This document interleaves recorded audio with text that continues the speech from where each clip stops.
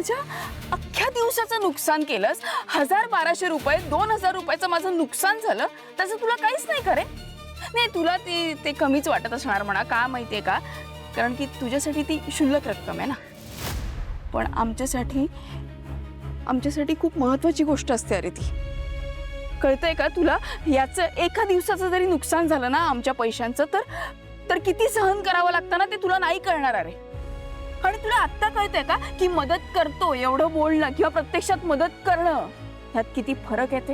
नाही पण जाऊ दे, तुझ्याशी काय बोलणार. तुला तर मला त्रासच द्यायचा होता रे. तुला काही माझी मदत करायची नाही, मला एवढं कळलेलं आहे. मी माझं बघून घेते काय ते. आणि सकाळी घरी येऊन काय बोललास की नाही आजचा दिवस तुझा, तू म्हणशील ते करायला तयार आहे मी. काय ते तुझ्या उपकारांची परतफेड करायची आहे मला. आणि आता काय, जा इथून निघून जा असं म्हणतोस. आणि मी पण कोणाशी बोलत बसले आहे. नाही, मी माझं बघते. सॉरी हा, मी माझं बघते. काहीच फरक पडत नाही ह्याला. हा निघून गेला तर ठीक आहे, आतापासून कोणाकडनं अपेक्षाच करायची नाही. नाही, कोणी मदत करतो म्हटलं ना तरी त्याला समोर उभं करायचं नाही. काय शेवटी माझं मलाच करायचंय ना, मला नाही गरज कोणाची. जाऊ दे, मी जाते.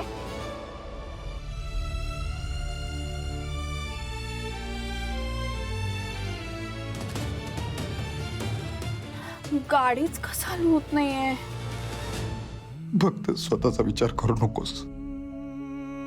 आपल्यामुळे ज्योती एवढं लांब आली होती.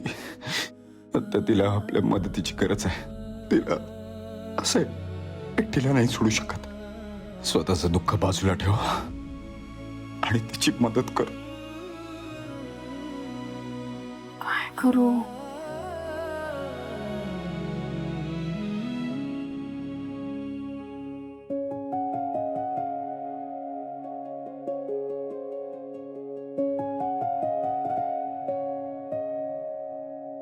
सेकंड वर चल.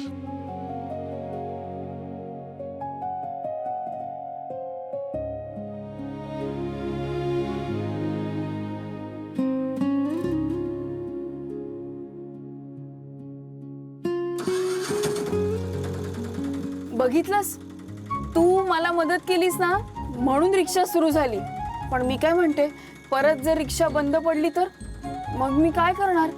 ऐक ना, मला तुझ्या मदतीची गरज आहे अरे.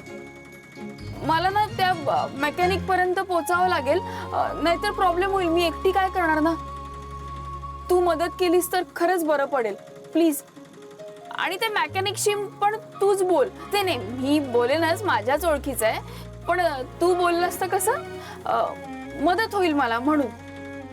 चल चल लवकर बस ना जरा, पटकन. नाही तर एकदा बंद पडली ना रिक्षा तर परत सुरू नाही होणार. चल चल बस, पटकन बस.